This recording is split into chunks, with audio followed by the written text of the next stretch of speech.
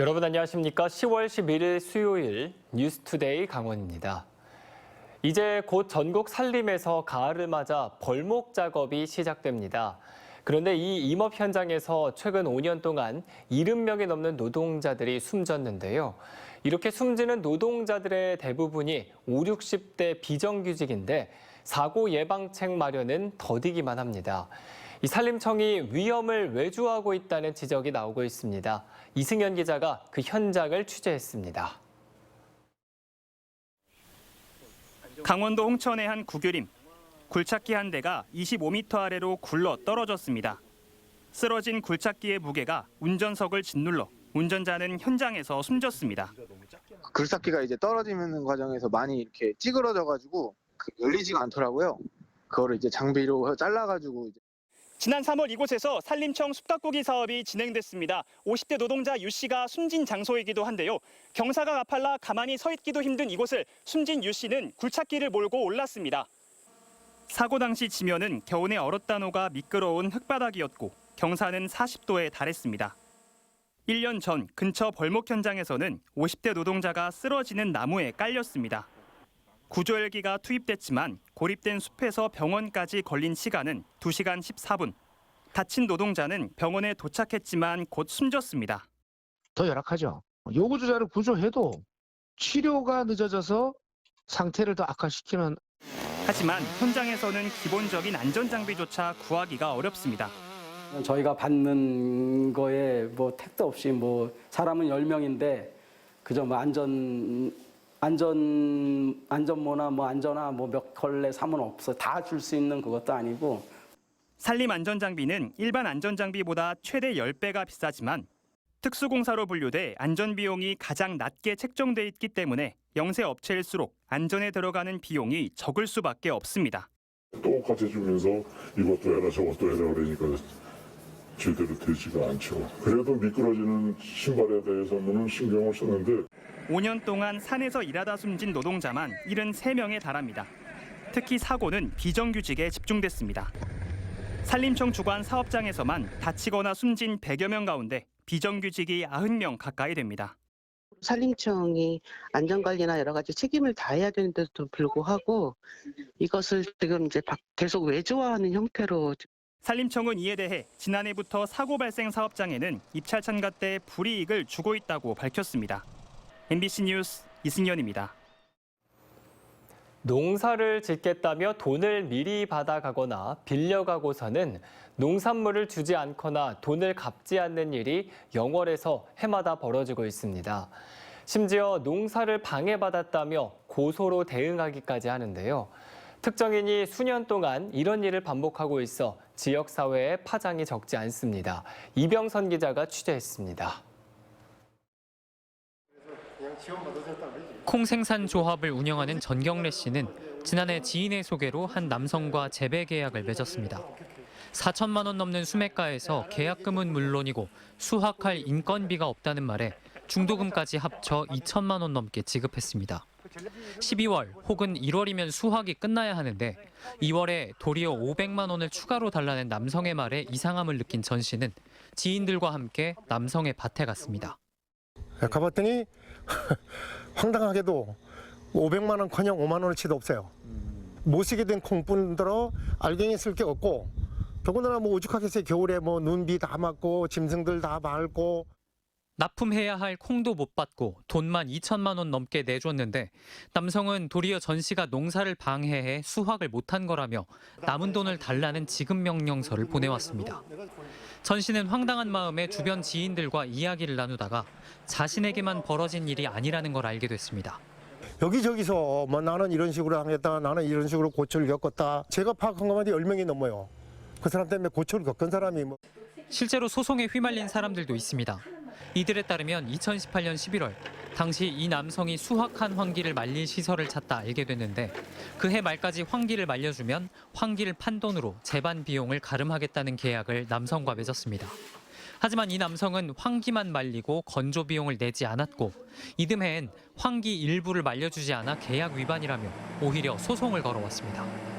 저희 인건비하고 기름값 그다음에 이제 말려주고 뭐 그게 있어요. 말려주면 근당 얼마 받기로. 근데 그 모든 걸 하나도 못 받았어요, 저희. 소송은 결국 이겼지만 황당한 소송에 휘말려 2년 넘게 경찰서와 법원을 드나들면서 우울증에 시달려야 했습니다. 돈도 싫었어요, 저희 사실.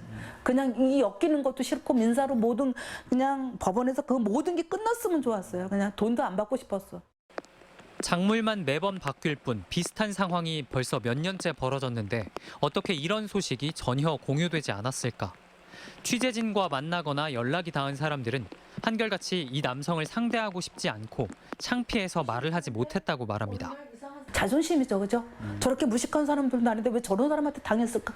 이 얘기가 날까 봐 솔직히 좀 두려웠어요. 그래놓고 포기하고 가고 상대를 안 하니까 그런 얘기 떠들고 다닐 필요는 없잖아, 내가. 해당 남성을 만나봤습니다. 콩을 받아가야 할 전 씨와 10월에 통화했을 때 수확할 때가 되지 않았다고 해서 수확을 미뤘고 아유, 남들은 비는 것 같은데요. 사장님 자꾸 그랬더니 그럼 그 책임 못 진기야. 책임 못 진다는 건 그 물건 내가 못 받는다는 소리 아니에요. 그 이후에는 눈이 오면서 산 정상에 있는 본인의 밭은 수확이 어려워졌는데 그 사이 야생동물들이 먹어치웠다는 겁니다. 다른 건에서도 비슷합니다. 농사를 짓는데 돈이 없다며 자기 농사 짓는 데에 남의 돈을 쓴 뒤에 그 돈은 갚지 않고 오히려 계약상에 손해가 있다며 고소하는 패턴입니다. 피해자들은 민사소송 끝에 승소하더라도 정작 이 남성 앞으로 돼 있는 재산이 없어 돈으로 피해를 보상받기도 어렵다며 답답함을 호소하고 있습니다. MBC 뉴스 이병선입니다. 추석이 지나고 가을에 접어들면서 기업들의 하반기 공개 채용이 시작됐습니다.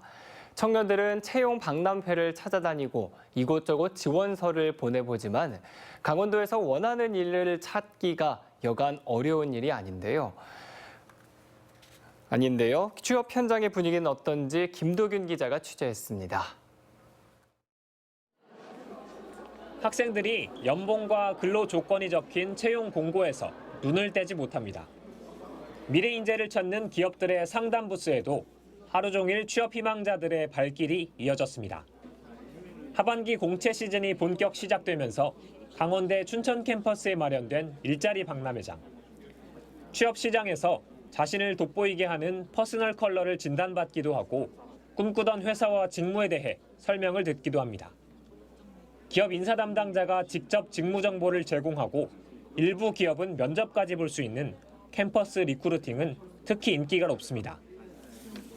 요즘 취업하기 힘들잖아요. 근데 이제 그렇게 와서 기회를 제공해 준다는 것 자체가 되게 학교랑 이렇게 연계되는 게 정말 좋은 것 같다고 생각을 하고 도내 지자체와 대학들은 취업 박람회를 연이어 개최하고 기업과 구직자 직접 매칭에도 뛰어드는 등 고용 문제 해결에 한뜻으로 매진하고 있지만 효과는 크지 않습니다. 한국경영자 총협회가 발표한 지난해 강원도 청년 실업률은 전국 최고 수준이었습니다. 강원도의 산업 특성상 고용이 일시적이고 비교적 불안정한 숙박과 음식점업 일자리가 주류를 이뤘기 때문입니다. 지자체와 학교가 아무리 각종 박람회를 열고 취업 프로그램을 만들어도 양질의 일자리가 부족하다는 목소리는 매년 반복되고 있습니다. 원하는 기업이 생각보다 부족했던 것 같습니다.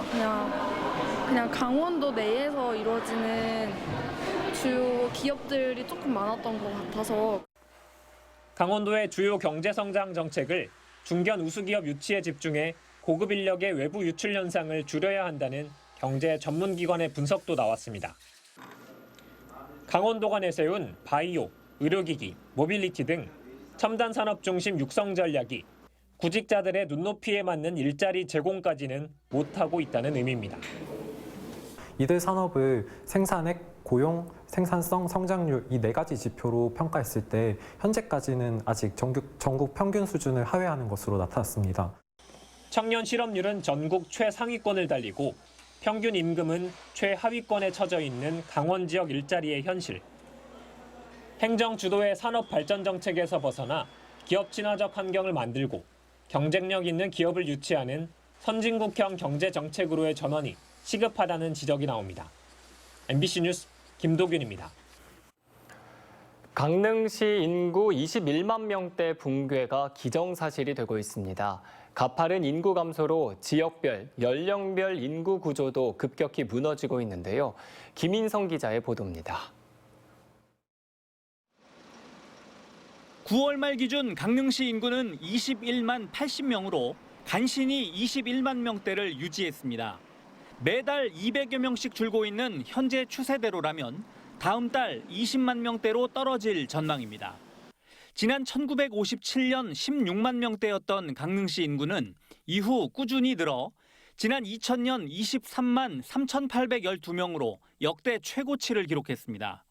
하지만 이후 2004년 23만, 2011년 22만 명대가 차례로 무너진 뒤 올해는 21만 명대마저 무너질 전망입니다. 강릉시 인구가 20만 명대를 기록하는 건 지난 1981년 이후 42년 만의 일입니다. 문제는 이 같은 급격한 인구 감소가 특정 지역에서 더 가파르게 진행되고 있다는 데 있습니다. 지난 20여 년간 강릉시 읍면동별 인구 구조 변화를 보면 크게 세 가지 특징을 보입니다. 우선 1980, 90년대 대규모 택지가 개발됐던 포남동과 교동의 인구는 크게 줄고 2000년대 중반 이후 대규모 아파트 단지가 들어선 홍제동은 89%, 송정동은 60%, 내곡동은 49% 늘었습니다.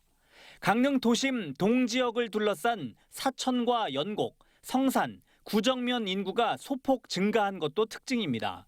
반면 옥계면 마이너스 43%, 강동면 마이너스 39%, 주문진읍 마이너스 34%, 왕산면 마이너스 21% 등 농어업 중심지에서는 인구가 크게 줄었습니다. 강릉시 인구 구조 변화의 가장 큰 문제는 앞으로 인구가 늘 가능성이 보이지 않는다는 것입니다. 80세 이하의 강릉시 인구를 연령별로 나눴을 때 인구가 가장 많은 층은 4,329명의 62세, 두 번째는 4,242명의 63세, 세 번째는 3,997명의 64세입니다. 반대로 가장 적은 층은 840명의 0세, 바로 올해 태어난 아이들이고 두 번째는 939명의 1세, 세 번째는 942명의 2세 아이들이며 네 번째, 다섯 번째, 여섯 번째, 일곱 번째 역시 3세부터 6세까지 순입니다. 이 같은 현상은 동과 읍면별로 차이가 커지는데 특히 강동면과 왕산면은 0세 인구가 4명, 옥계면은 5명에 불과해 151명 성덕동의 30분의 1에 불과합니다.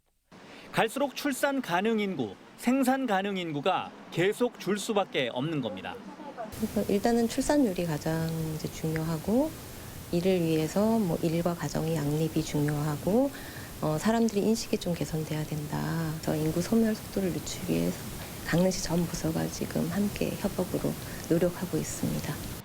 정부가 인구 소멸 지역이나 생활 인구 같은 개념을 도입하고 있지만 인구 감소 해결의 근본적인 대안이 될 수 없어 소도시들의 고민이 커지고 있습니다. 인구 21만 명대 붕괴는 영동 지역 수권 도시를 자부하는 강릉시조차 지역 소멸 위기가 이미 진행되고 있다는 것을 상징적으로 보여주는 경고일지도 모릅니다. MBC 뉴스 김인성입니다. 강원도 내 시군이 정부로부터 지방소멸 대응기금을 확보하고도 제대로 활용하지 못하고 있는 것으로 나타났습니다. 국회 행정안전위원회 이모선 위원이 행정안전부로부터 받은 자료를 보면 인구 감소 지역인 도내 12개 시군에 배분된 지방소멸 대응기금 732억 원 가운데 실제로 집행된 금액은 110억 원으로 집행률이 15%에 그쳤습니다. 특히 평창군은 지난해부터 조사 시점인 올 6월까지 단 한 푼도 집행하지 않은 것으로 드러났고 횡성 1.9%, 영월 4.5% 등으로 집행률이 5%를 밑돌았습니다. 수능 전 마지막 모의평가인 10월 모의고사가 내일 전국에서 동시에 치러집니다. 10월 고3 전국연합학력평가에는 도내 92개 학교에서 고3 학생 1,337명이 신청했습니다. 시험 영역은 국어, 수학, 영어, 한국사 등 전 영역으로 전국에서 35만 명이 시험을 치릅니다. 이번 모의평가는 정부가 킬러 문항 배제 방침을 발표한 뒤 9월 모의평가에 이어 두 번째로 치러지는 시험입니다.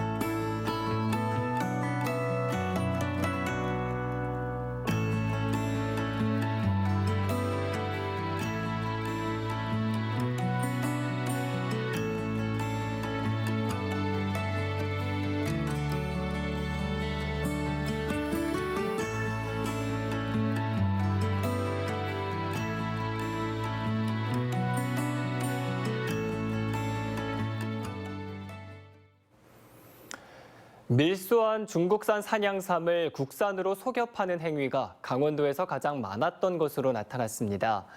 한국임업진흥원이 정의용 국회의원에게 제출한 국정감사 자료에 따르면 지난 2018년부터 올해 8월까지 산양삼 불법 판매가 전국적으로 1,493건 적발됐습니다.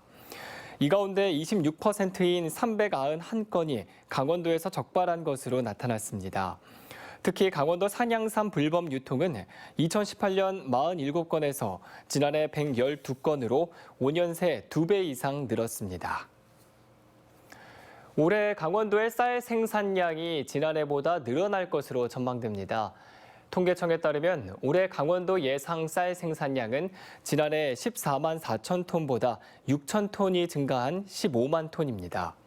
반면 재배 면적은 2만 9천 헥타르에서 1,000 헥타르가 줄어든 2만 8천 헥타르로 조사됐습니다. 올해 전국 시도별 예상 쌀 생산량은 전라남도가 72만 8천 톤으로 가장 많고 강원도는 17개 시도 가운데 8번째로 많았습니다. 농림축산식품부가 주관한 축산 악취 개선 공모 사업에 춘천시와 삼척시, 철원군이 선정됐습니다. 이에 따라 춘천에서는 가축분뇨 처리 방식을 개선하는 사업이 이뤄지고 철원에서는 가축분뇨를 비료로 활용하는 방안이 추진됩니다. 축산 악취 개선 사업은 지자체와 축산농가, 지역 주민과 생산자 단체가 지역 협의체를 구성하고 악취 저감 방법을 찾는 사업입니다. 원주와 인제, 화천군은 예비사업자 후보군에 포함됐습니다. 전국에서 결핵 환자의 증가세가 우려되는 가운데 강원 지역 결핵 환자 수는 줄어든 것으로 나타났습니다. 질병관리청에 따르면 올해 3분기 결핵 환자 수는 지난해 3분기보다 19명이 늘어난 15,451명입니다. 반면 강원도의 결핵 환자 수는 88명이 줄어든 615명으로 집계됐습니다. 이는 결핵 환자가 감소한 시도 가운데에서도 울산에 이어 두 번째로 감소폭이 컸습니다. 서울과 경기도를 비롯한 10개 시군에서는 결핵 환자가 늘었습니다. 춘천시와 홍천군이 바이오 분야에 초점을 둔 국가첨단 전략산업 특화단지 유치에 나섭니다. 이달 중에 업무 협약을 맺고 춘천 후평산단과 남춘천산단, 홍천 북방농공단지 등의 융합 첨단 바이오 의약산업 특화단지를 공동 유치하기 위한 연구 용역에 들어갈 계획입니다. 특화단지로 지정되면 인허가 신속 처리와 예산 지원, 용적률 완화 등의 지원을 받게 됩니다. 산업통상자원부는 올 하반기에 바이오 산업 특화단지를 공고하고 내년 상반기 중에 선정 결과를 발표할 예정입니다. 2024년 세월호 10주기를 앞두고 내일 저녁 7시 강릉 포남동 풀시터에서 세월호 참사 강릉 간담회가 개최됩니다.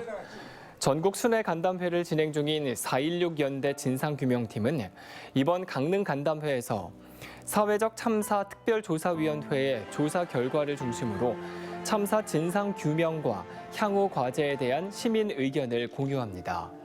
또 다가오는 12구 이태원 참사 1주기를 앞두고 더 이상 사회적 참사가 반복되지 않는 안전한 사회를 만들기 위한 방법에 대해 논의하는 자리도 마련됩니다.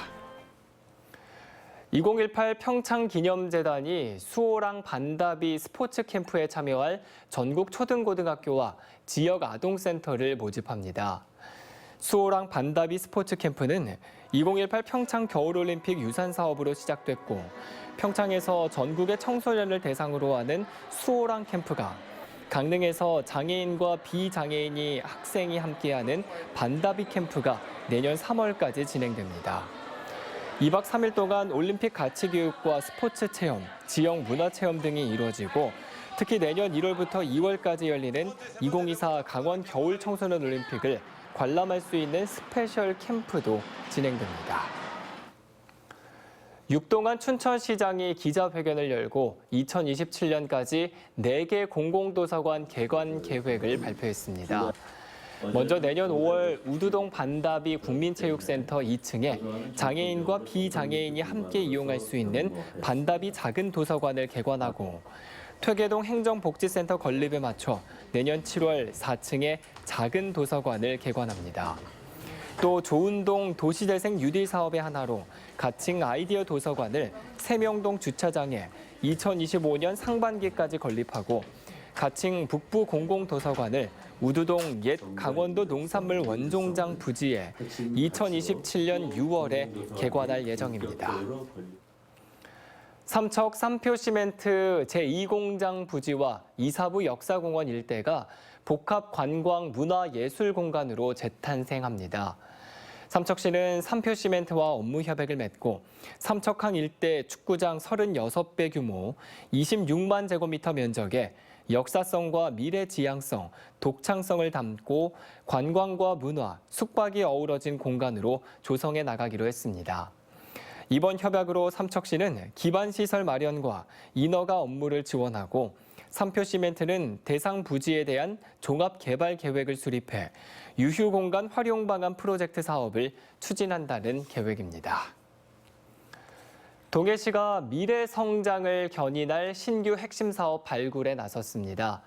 동해시는 2024년 5대 전략 과제로 강원특별자치 시대 중심도시 도약, 전국 10대 관광도시이자 2천만 관광시대, 시민 체감도 높은 공공인프라 지속 확충, 모두 행복한 맞춤형 도시 실현 등을 정하고 신규 핵심 사업 찾기에 집중하고 있습니다. 이상으로 뉴스투데이 강원을 마칩니다. 고맙습니다.